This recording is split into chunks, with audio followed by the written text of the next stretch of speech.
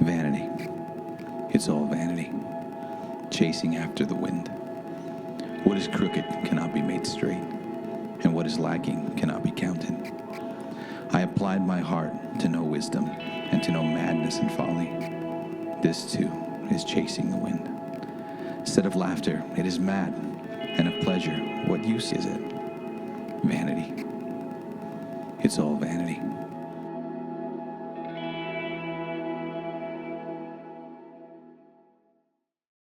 So in Ecclesiastes chapter 1, verse 3, and then again in 3, verse 9, he asks this question. And it's pretty much the question that he's been trying to answer throughout the whole book. He says this, he says, what does man gain by all the toil at which he toils under the sun? What do we get from all the effort, from all the work? What's the point of it all?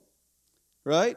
We're working, and what's left? Like, what are we going to actually get out of life? What are we trying to get out of this thing that we're doing every day?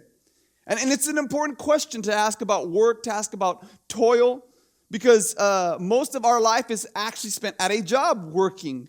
And so you might start to think, like, what am I actually doing at my job, at my 9 to 5? Or for some of you, you're farmers, so it's like 4 to forever, right? Like, you're always working, right? The point is, like, what do I do? Why am I working? What's the point of it? I mean, the average person will spend 90,000 hours at their job, all right? 15% of their life, right? And 80% of people say they're pretty much dissatisfied with their job. So it's a lot of unhappy people doing a lot of unhappy things for most of their life, right?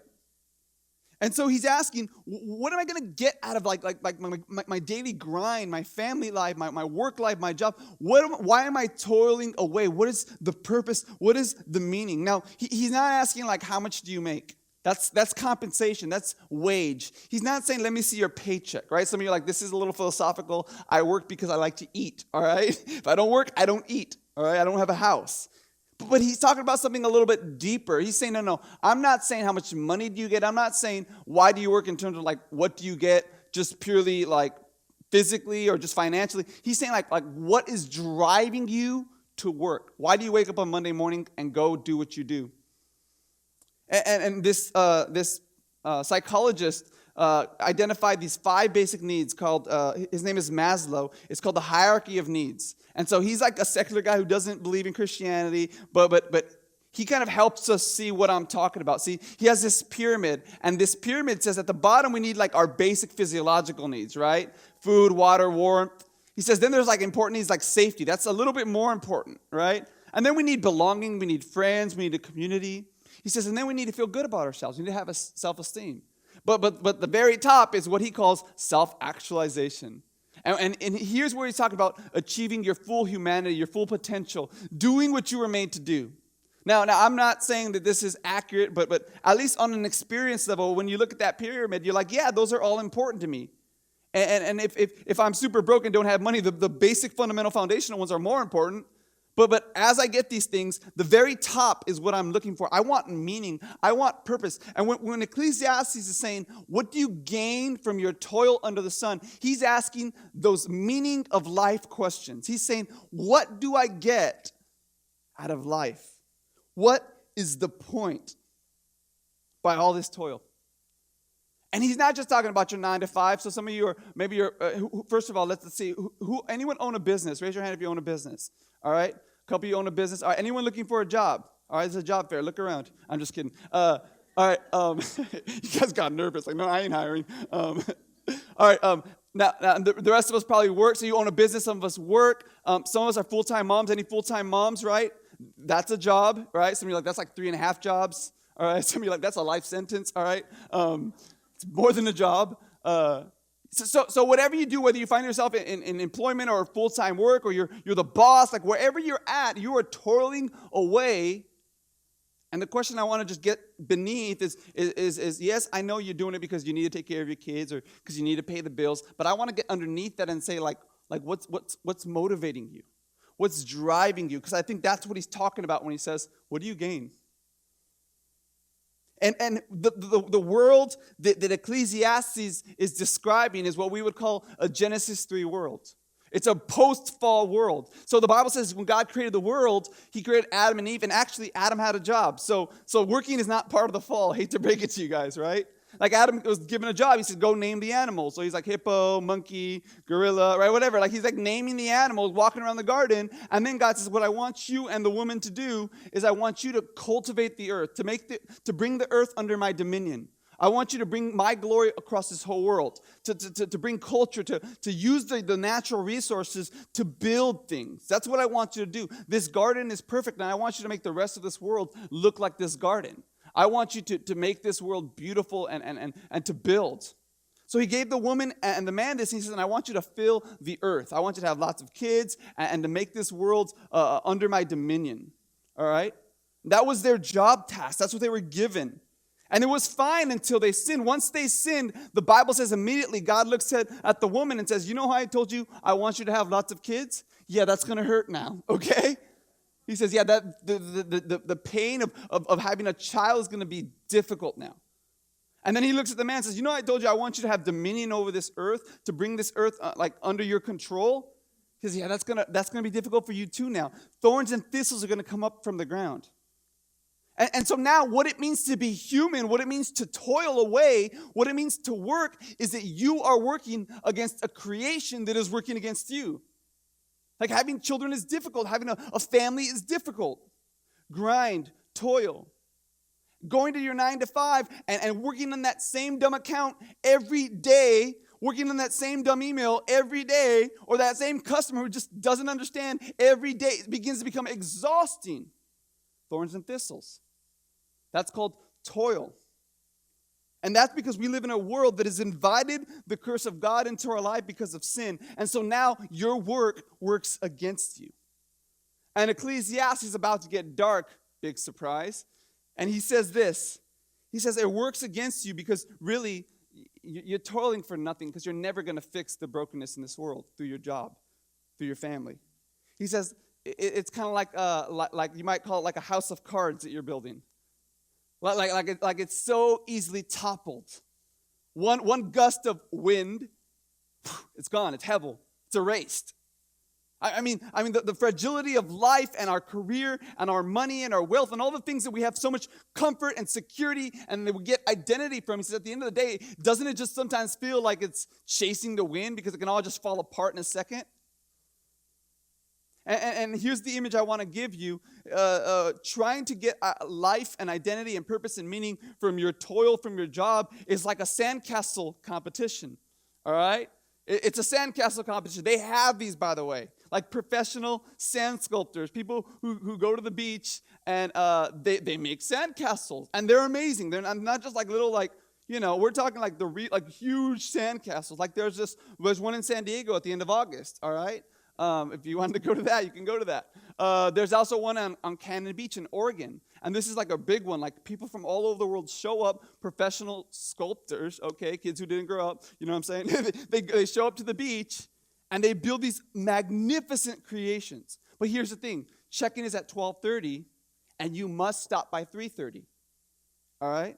And the reason why you must stop at 3:30 is because the judges need to come around and make sure that they judge. So here are some of the pictures of some of these, like they thought like, oh yeah, a train, I mean, that's pretty unbelievable to do that in 3 hours. I mean, here's one that's a little less unbelievable, but I think we have one more in there. Yeah, I don't know who thought that's a good idea. They're like, yeah, that's what I want to do with Sandcastle Day. But here's the thing, like it's amazing the detail, the work, the effort, the toil they put in. For 3 hours, they build these professional sandcastles, and then they stop. The judges come, and they hand out awards. You got first place, you got second place. By 5:30, the competition's over. By 6:30, the cars need to be gone, and guess what? The tide has erased all of their work anyways. So if you show up to Sandcastle Day, hundreds of people, thousands of people building castles and putting so much effort and time into it. And then if you showed up the next day, the very next morning, where there was thousands of people and there was thousands of castles being built, you showed up the very next day, you would show up to an empty beach. Because the tide has come in and it's erased the memory that anyone did anything. And Ecclesiastes would say, what do you gain from all your toil? Nothing. It's like a sandcastle competition. Because when the tide of life and death come in, they just erase you. They erase you. And what he wants us to do is he wants us to see that so often what we get so worried about, what we get so worked up about, what we get so anxious over is not worth it. Because you will never find that ultimate gain, that ultimate purpose that you're looking for. And so he's going to begin to topple some of these things that we tend to work for. And the very first thing that he topples is in Ecclesiastes chapter 2, verse 18 to 21. Go ahead and turn there or look there with me.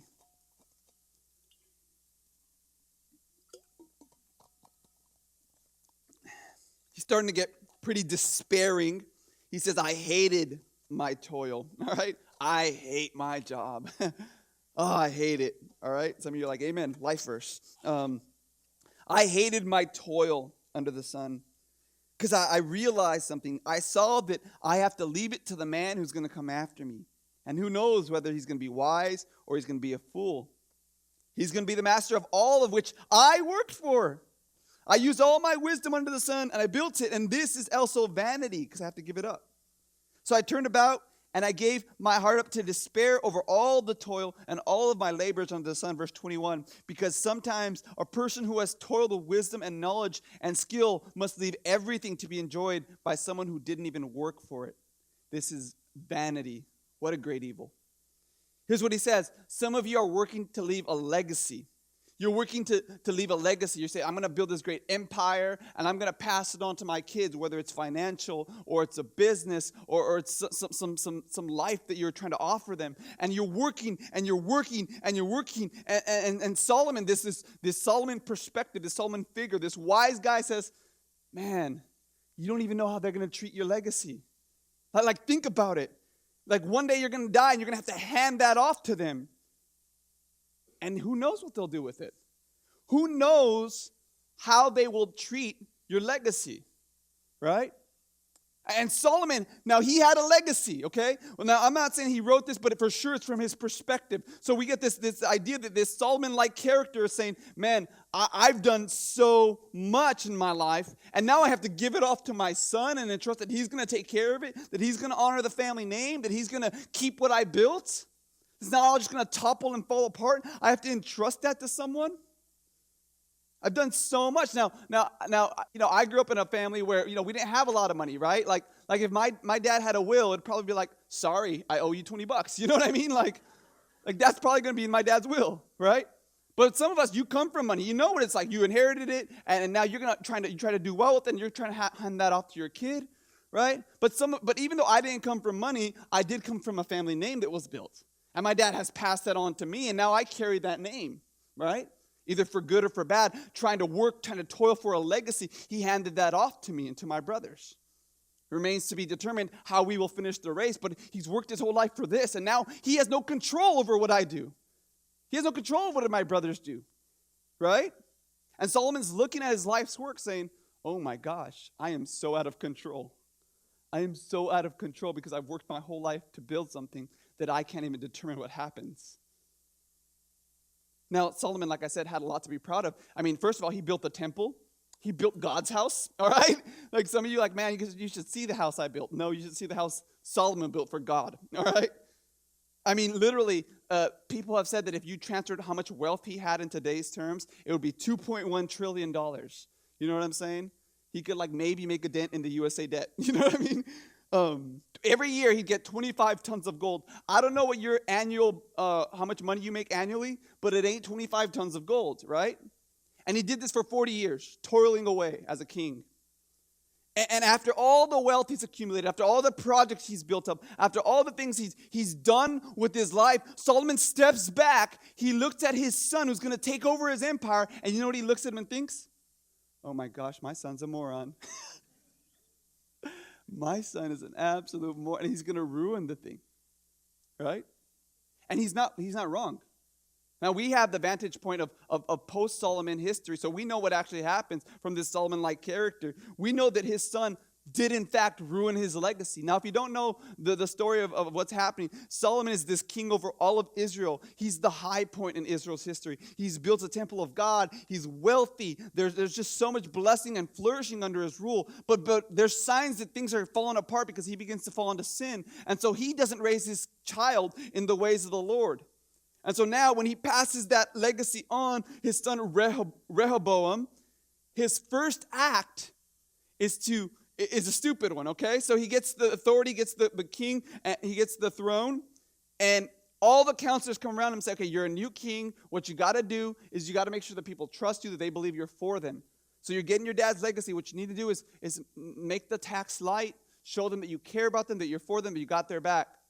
And then all of his buddies who he grew up with, right? They say, no, forget that, man. You need to exercise power. You need to show a sign of strength. That's great. You listen to your frat buddies rather than the national counselors, right? But he does. He listens to his frat buddies, the guys he grew up with.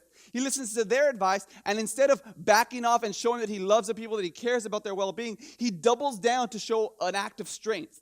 And so here's what it says in 1 Kings 12:11. This is the very first thing he pronounces when he gets to the throne. He says, my dad Solomon, he laid a heavy yoke upon you, but I'm going to add it tenfold to it.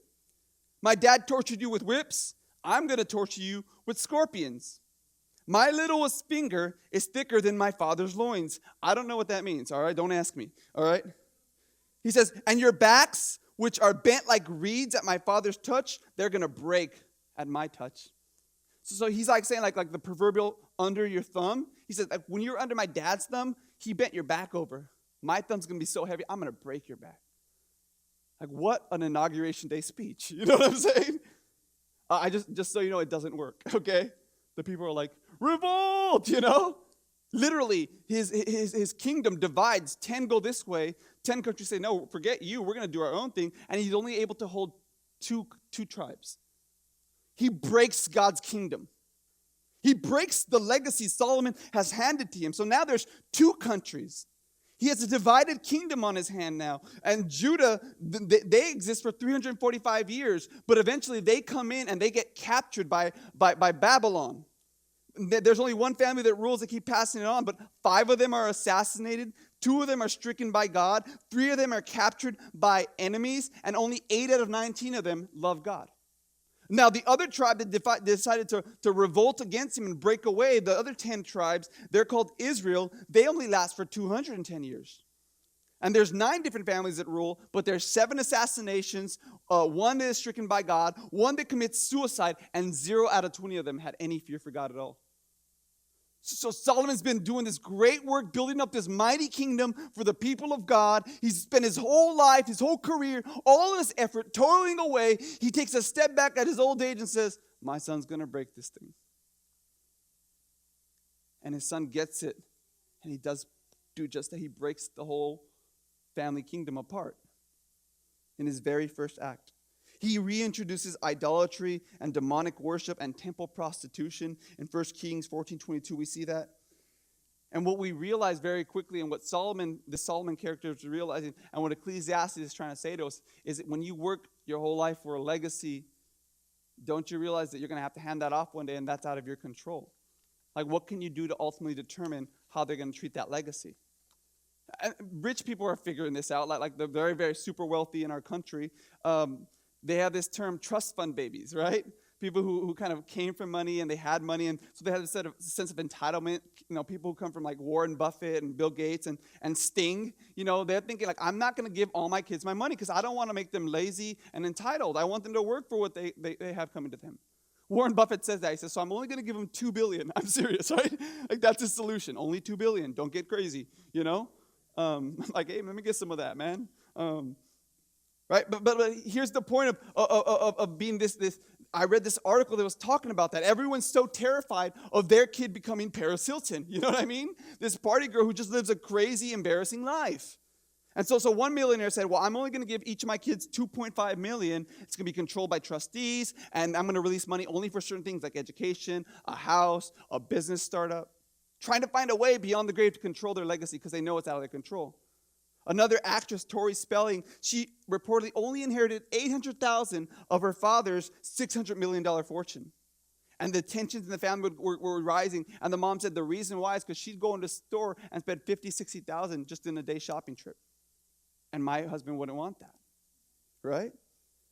And so now people are trying to figure out ways to predetermine how to release their money beyond the grave. Like maybe at certain ages they'll be mature enough to handle it, or they said maybe we'll do like incentive trusts where they have to graduate from college or hold a job down or marry a certain person or whatever. And basically all of these wealthy people are realizing what Ecclesiastes said a long time ago, which is, man, your legacy is a house of cards, isn't it? It's out of your control. Now you may have a very intelligent son or daughter. And when you pass that on to them, maybe they'll do good. Maybe they'll flourish. Maybe they'll do better than you ever did. And isn't that your dream? That your child would far surpass you? Maybe. Or maybe it'll blow over just like that. It's a coin flip. How do you know? Yeah, you can try your best to raise your kids right, but at the end of the day, you don't know. Or some of you might be saying, well, what if I sell my company and handpick the person that I want to choose to follow, to continue my legacy? My life's work, our family name, or whatever. That doesn't always work either. I just heard a story at the National Day of Prayer of a guy who was lamenting that he sold his business. His business, literally in the mission statement, talked about glorifying God. He handed it off to a man who claimed to be a Christian and claimed that he was going to keep that in there. And within months, took that out of their mission statement and began to just completely do his own thing. To the point where now, not only is the business declining, but the guy's still alive to see his legacy crumbling. And he talked about how sad it was to see God removed from the workplace. Here's what he was struggling with, what Ecclesiastes is struggling with. I worked my whole life, and now I haven't even my legacy off. Moms, you get this, right? You work your whole life doing everything. You change that diaper, you feed them, you take them their school project when they're late, you take it to them at school. You do everything for them. Take them to every dentist appointment, every doctor's appointment. I mean, you've done everything for this kid, and then one day they're 18, they're like, bye. I'm going to go get really drunk at college, right? And you're like, no, you're not. You're going to do what I taught you to do. And they're like, okay, yeah, all right, I might visit at Christmas. And now you've just handed off all of the work that you've been doing for 18 years to an 18-year-old kid. And they're supposed to carry on this family name, this work, this toil. So Solomon's going to say, man, you're banking a lot on that 18-year-old's decision-making skills, all right? You're banking a lot. The point I'm trying to get across, the point that Solomon is saying is, if you're working for a legacy, don't you realize that at the end of the day, you can't be sure that legacy is going to continue. It's not ultimately secure. So he says, so maybe I won't work for a legacy then, Pastor. Maybe I'll just work because I'm passionate about what I do. Look what he says about that in chapter 2, verse 22. He says, what does a man have from all the toil and striving of his heart with which he toils under the sun? All of his days are full of sorrow, and his work is vexation. Even at night, his heart does not rest. So this also is vanity. He says, sorry, you hit another wall. If you say, I'm not going to work for a legacy, I'm just going to be present, I'm going to love the work that I'm doing, it's going to be my passion. He says, that's fine, but you're going to be stressed out. Like if you pursue some of you are doing it. Some of you've always wanted to be a farmer. You've always wanted to be, in education. You've always wanted to be, a stay-at-home mom or whatever, and you're pursuing that, right? And you're passionate about it. You love your work. You show up on Monday and say, I'm glad. Thank God that I get to do this. This is what I was built for. And that's a blessing to have. But Solomon says, but you're stressed out, huh? you ever met someone who started their own business, who did a business startup? Are they like chill people who like go to San Diego every other weekend, who are always just like, waking up at, 10 o'clock? And no, right? They are hard workers, overworked, and stressed out, right? Because when you pursue your passion, you can do that, but realize that's going to come at another cost, which is stress and vexation, to the point where you're not going to be able to sleep at night, right? I mean, I'll be honest with you. I was a 10-year-old when I decided I want to be a pastor. I was a weird 10-year-old, but that's what I decided, all right? I was like, I want to be a pastor one day. And so my whole life I worked towards that. And and finally, when I get here to this point at Gateway, I love it. I'm more stressed out than I've ever been in my whole life, all right? Pray for me. Pray for you, okay? But here's the point, though. Like I'm not angry at what I'm doing. It's not that I'm unhappy. But sometimes you get the dream job. You pursue and finally achieve what you've always wanted to achieve, and you realize, man, it's exhausting. pursuing my passion, it empties me. I'm always anxious. I mean, statistically, this is just true. Okay, raise your hand if you've ever lost sleep because you've been stressed about work, right? Raise your hand if you've ever lost sleep because you're stressed out about your kids, all right? All the rest of the hands go up. Amen, all right? Yes, yeah, that's called parenting. So even if you make a startup, you do your own job, you do your own passion, it's difficult. 80% make it through the first year, but by year 5, only 50%. By year 10, only 30%, if you're doing your own startup business. If the work stress is the 5th biggest cause of death. Isn't that crazy? We're like, get cancer, get heart disease, and no one's like, get work, right? Like, no one cares about that one, right? So the majority of Americans don't use their vacation annually. 705 million days of unused vacation every year. 40% feel guilty when they do take vacation time. 42% feel like they need to call the office to check in. 60% of people say, I'm just an insomniac because of all the work I'm doing. In fact, they did this other survey. I thought it's interesting. In fact, let me try it with you. If you had an extra hour a day, let's say there's 25 hours in the day, what would you do with that extra hour? What would you do? Shout it out. Sleep. Everyone says sleep. Sleep. Now, part of it is like, maybe you're just like, you love sleep, right? Amen, Diego? Like, I love sleep too, right?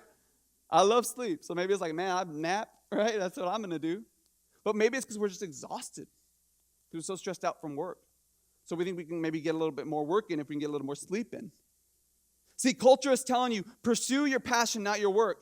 But they're not telling you the cost of that is a stress-filled life. And it's not just that work, it bleeds into your personal life. One article I read said that stress levels have risen nearly 20% in the last 3 decades. 76% of people say that workplace stress has had a negative effect on their personal relationships. 16% have had to just say, I'm done, I quit my job because they are overwhelmed by the stress. One study found that work stress negatively affects our sleep because of the fact that email is available to all of us at all hours of the night. That begins to spill over into our relationships. Another research said that stress at work affects our parenting, that the long hours we're working it makes us unavailable to our children, and because of those long hours and work distractions, it's going to have a negative impact on our kids. And so here's what the article concludes. It says, our experience at work matters to our life at work, but also to our lives in general. It's impossible to share our best selves with our family, our friends, and our life partners if we're struggling with the highest levels of stress at work. Go ahead, pursue your passion, follow your dream, go get that job, go get that degree, go do what you feel like God has made you to do, but don't think that's going to allow you to not experience the toil, the curse of living life in a broken world, because pursuing your dream will stress you out. And you won't be able to sleep at night. That's work under the sun. That's toil. That's the grind. So we've hit 2 walls. I'm building for a legacy. He says, yeah, you can't really do that because it's a house of cards. It's a coin flip. Well, I'm going to work because it's my passion. Okay, but you're going to be stressed out. All right? You're always going to be overworked. You're always going to be tired. You're always going to be depleted. You can do that. That's what's going to happen. So some of us say, okay, well, if that's not going to work and that's not going to work, then maybe I'll just work for my name. And look what he says about working for your own reputation. In Ecclesiastes chapter 4, verse 4. Look what he says. He said, I saw all the toil, all the skill and work, and it all comes from man's envy of his neighbor. This is vanity. It's striving after the wind. Here's what he said. He said, uses 2 words. He says, I see people who are working and people who are doing it really, really well, skillfully. They're like, they take pride in their craft. Some of you know what I'm talking about, right? You have a job, and you don't just do your job. You take pride in your job. You know what I mean by that? And it's good. Like you want to be known in this community as someone who's done your job well.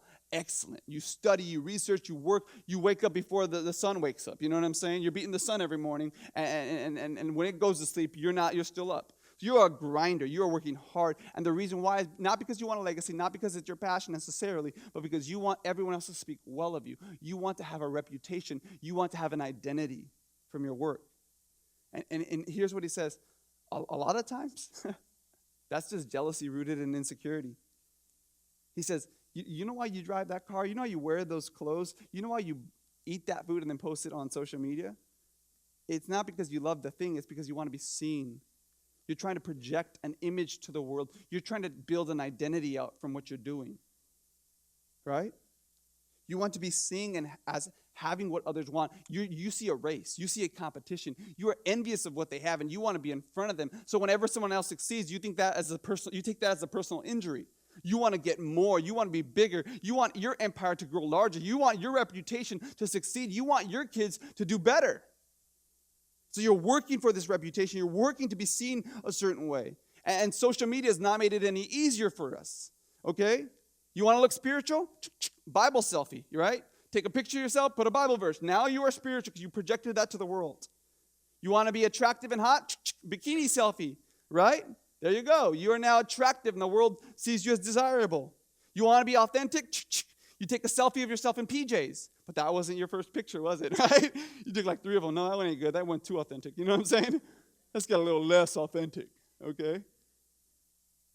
Or you might take a pic, or you might post something about politics. So I care about immigrants. I care about refugees. I care about abortion. I care about homosexual marriage. And you're trying to project this image of who you want to be seen as. You're toiling to gain an identity, to gain a reputation. And as you work for that reputation, you're trying to prove your worth. I'm worth something. I matter. I'm here. And Ecclesiastes, that's man, you're chasing wind, trying to control what everyone thinks about you. You're chasing wind, trying to be on top. It's what Rocky talks about. You guys know Rocky? You know what I'm talking about, right? Rocky, okay?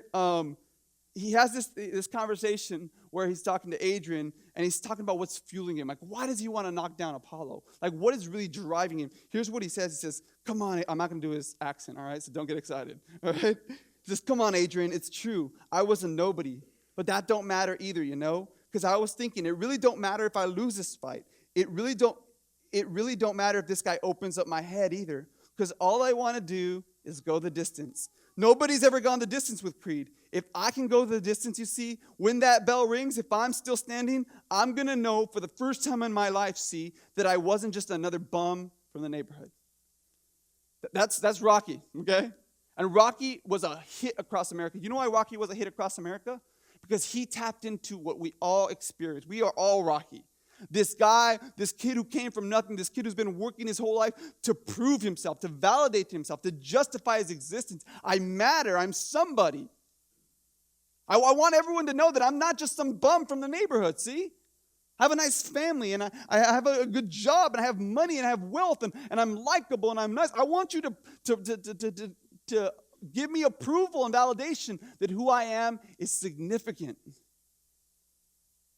And what he says here in Ecclesiastes 4 is, man, you don't realize this, but the reason why you're working so hard, the reason why you're toiling so hard is because you're envious of your neighbor. In other words, you just want your neighbor, you don't, not just that you want your neighbor's stuff, but you want to be on top.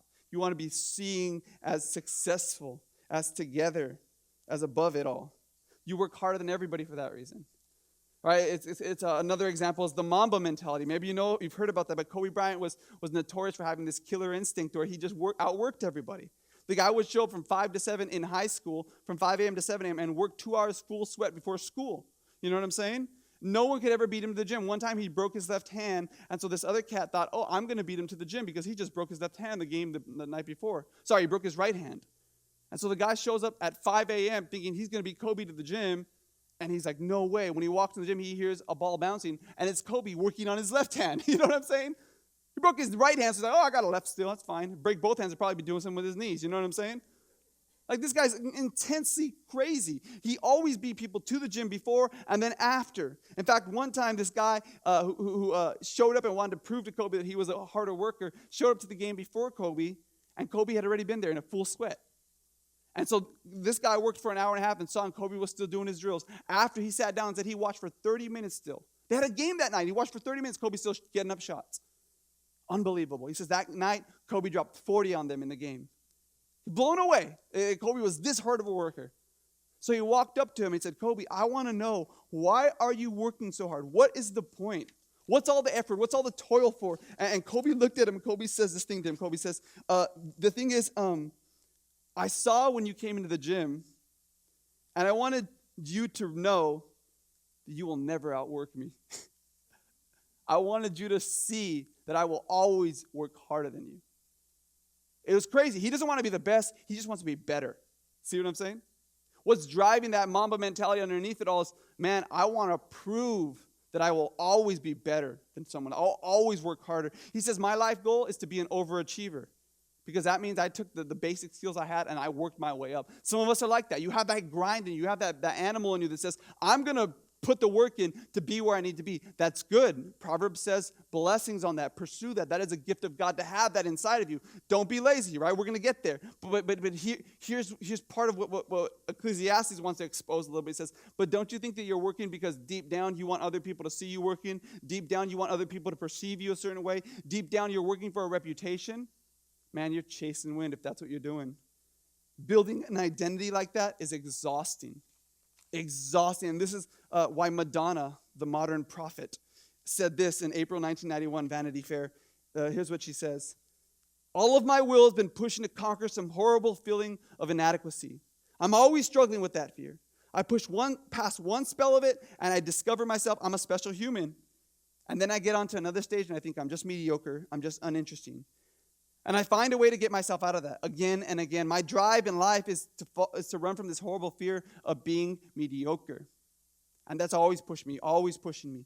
Because even though I become somebody, I still have to prove that somebody. My struggle has never ended, and it probably never will. Isn't she speaking to us? Every morning we wake up to prove ourselves. This is what he's talking about. He's saying you're toiling for a reputation. You're toiling to be seen a certain way. You're toiling to prove it to yourself, to prove it to your dad, to prove it to your mother, to prove it to your coworkers, to prove it to your colleagues, to prove it to your boss. You're looking for somebody to believe that you are what you are trying to believe yourself you are. And Ecclesiastes, man, that's striving after the wind. And here's the thing, church. When you live your whole life chasing the wind, chasing a legacy, right? Chasing passion, or like this, chasing an identity or a reputation. Here's the thing about running and chasing wind. You could only do it so long before you become exhausted. And so I just want to ask you a question, man. Are you tired of chasing the wind? Are you exhausted from really having two jobs? Because you go to work, and not only are you doing that job, but you're doing the work underneath of trying to prove yourself to everybody. Like, are you exhausted of having both of those jobs? Of trying to prove that you matter? Of trying to prove that you have worth? Of trying to prove that you're a somebody and not a nobody? Of trying to have a lasting legacy? Of trying to pursue your passion? Are you exhausted from the work and the work underneath the work with which you are working? Are you exhausted from trying to build your legacy, pursue your passion, or prove your reputation through your work? Are you exhausted? Then hear these words of Jesus Christ now, who says, "Come to me, all of you who are laboring and you're heavy laden, I'll give you rest. Take my yoke upon you and learn from me, for I am gentle, I am lowly in heart, and you will find rest for your souls. My yoke is easy, my burden is light." Jesus says, come, rest. Stop working for these things. Rest. Come to me. Come. You're exhausted because you're working for these things that you can never truly attain. You are toiling. You are grinding. And praise God for that God-given ability. But acknowledge that at the end of the day, it will never be enough. So come to me. Rest. Jesus was talking to Pharisees, very good at following the law, who when John the Baptist came and said, repent, they said, we don't have anything to repent of because we've been working so hard at the law. And Jesus looked at them and said, man, you guys must be exhausted. Trying to prove your worth through your religion? That sounds exhausting. Why don't you come and rest? Could you imagine the Pharisee hearing that with eyes welling up in his ear thinking, I'm not tired? He's having an exhausting mental breakdown probably, trying to prove to himself that he's not exhausted. And some of you are doing that right now in your seat thinking, I'm not exhausted. And you are. Jesus says, stop pretending. Just come and rest. You can rest because you don't have to perform for my love. You don't have to prove yourself. You can have a works-free love. It's unearned. It's not your wage. It is a gift. See, work is not supposed to be your God, and when it is, it exhausts you. Jesus said, I worked so you don't have to. I worked so you can rest. I worked so that you can stop trying to prove your legacy or pursue a passion or build a reputation. I worked so that work can just be work and not be everything else that you're trying to make it to be. And so Jesus invites us to rest because he says, I've already worked for you. I lived the life you could never live, died the death you deserve to die, and in your place for your sin, because I've done that now, you could rest and let work just be work. And so maybe some of you are like, okay, Pastor, I hear you. And this all sounds really exciting, but what am I supposed to do tomorrow morning when I wake up? Just don't go to work? Jesus paid it all, you know? My bill comes, hey, Jesus paid it all, right? What do I do? I got a bill, okay? Look at Ecclesiastes 4. It's a little riddle that I want to read to you in Ecclesiastes 4, and this is really the whole point of how he views work and toil. Ecclesiastes 4, verse 5 to 6. He says this, the fool folds his hands, and he eats his own flesh. Better is a handful of quietness than 2 hands full of toil, striving after the wind. It's a riddle. And you don't really realize it in the English, but really he's using this, he's kind of playing these words of hands. You kind of see a little bit, but in the Hebrew it's much more clear. So the first thing he says, so he uses 3 different words for hands. And if you understand what he's saying with each of these, I actually think it's the clue to how he views toil and work and how its purpose. So the very first one is found in verse 5. He says, the fool folds his hands. That's the word yod in Hebrew. All right, yod. And it's really talking about your arm. It's talking about from here to here. So here's the image. He says the fool, they fold their arms. In other words, they're just napping. So if you think what I'm trying to tell you today is quit your job, go home and do nothing, right? If you think I'm saying stop going to college, give up on your kids, let them figure it out because, hey, it's out of your hands anyway, fold your arms. He says, no, you are lazy and you're misunderstood. You're a fool. You're a fool. And he says, and you're going to destroy yourself because if you don't work, you were made to work. And if you're not doing something of purpose and value, you will go crazy. Some of you, maybe you're anxious and depressed, and maybe it's because you're just not doing enough. Maybe that's your problem, right? That's his first wisdom. He says, you want to know what? Go ahead and fold your arms. Go ahead and be lazy about it. You're going to destroy yourself. You're going to eat your own flesh. I'm not saying don't work. I'm not saying be lazy and sleep in. I'm not saying quit your 9 to 5. I'm not saying give it up. Look at the next thing he says in verse 6. A handful of quietness is better than 2 hands full of toil and striving. So there's the third one, 2 hands. And that second one is kofen. It's that kind of clear in your throat word, kofen. So the first one is yod, the second one is kofen. He says 2 kofen is not as good as 1 handful of quietness. So kofen is like this. You're grabbing. So he's talking about fists that are closed. He says you're grabbing. He says that's the other extreme. Some of you, you're folding your arms, but some of you are gripping at work, grabbing. You're kofen. You have closed fists. You're a workaholic and you're overworking. You're trying to make the world around you give you something it can't give you. So this is your grasp on work. This is your grasp on your family. This is your grasp on your legacy. This is your grasp on toil. And because you're doing this, you're becoming exhausted. That's no good. He says, no, what I'm trying to give you is 1 kaf. That's the Hebrew that we see at the front. A handful of quietness. And the word there is your palm. So he says, I don't want you to fold your arms. I don't want you to grip at life. I want you to be like this with work. 1 handful of quietness and 1 handful of toil. Here's what he's saying. I want you to work and then rest. I want you to work, but I also want you to rest. If you try to work with both your hands, you'll be exhausted. Just work with 1 hand and let the other one be open-handed. And so what he begins to present to us is this picture that work is supposed to be worship. That you're supposed to trust God to provide, not make work your everything, but be open-handed about work. If you can finally be open-handed about work, you will finally understand the purpose of work. And it's here in Ecclesiastes 2, verse 24. It says this, there's nothing better for a person that he should eat, drink, and find enjoyment in his work. This is from the hand of God. Apart from him, who can eat and have enjoyment? He says this, I perceive there's nothing better for them than to be joyful and to do good as long as they live, and also that everyone should eat and drink and take pleasure in his work. This is God's gift to man. Here's what he's saying. If you could finally understand that work is not your God, that it's just a gift from God, you can finally be open-handed. You can take vacations. You can go home after 5 o'clock. You can stop stressing out about that account that you might be losing. You can stop worrying that things are going to fall apart without you there. You can be okay with passing on your legacy to someone who's maybe not ready, but maybe they will be. You can stop trying to prove yourself, see? You can finally say, because I've taken hold of Jesus and what he says about me, I'm going to stop folding my arms in laziness or gripping life and trying to squeeze out of it what it cannot produce, and I'm going to be open-handed about my work, because ultimately my work is my worship.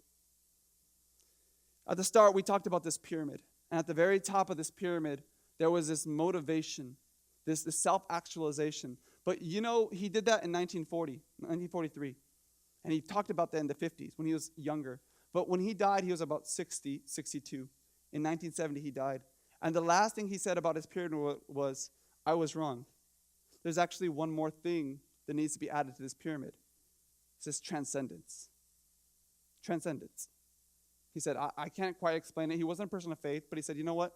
I've lived my whole life an old man, and I know that at the end of the day, you need something more than just what this world can give you. You need to transcend. For some people, it's faith, spirituality, living for others. He couldn't quite put his finger on it, but a man who had lived his old life was now gray and old, and he had taught that the highest thing you can do is just be a full human. Live all your potential out. But then as an old man, he looks at it and says, it's not enough. I need to transcend. I need something beyond. Let me invite you to believe that work is just life under the sun. It's underneath the sun. It's toil. And what you need is to transcend work into worship. What kind of people would we be if work was not our God? What kind of church would we be if we could work hard and rest deeply? We'd be a countercultural people that no one would have any category for, because with one hand, we'd be gripping onto work, on the other hand, we'd be lifting a hand of praise to our good God who has given us work as our worship. Thanks again for joining us. And if you have any questions about today's recording, Gateway Church, or what it means to follow Jesus Christ, you can reach us through the contact section of our website, gwbrawley.org.